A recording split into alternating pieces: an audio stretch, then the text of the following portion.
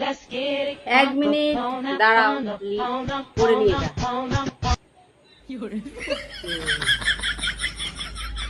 যখন দেখবে তোমাকে নিয়ে কথা বলা বন্ধ করে দিয়েছে জনগণ, তার মানে ভেবে নাও তারা আয়ুষ্মান ভাবা করছে।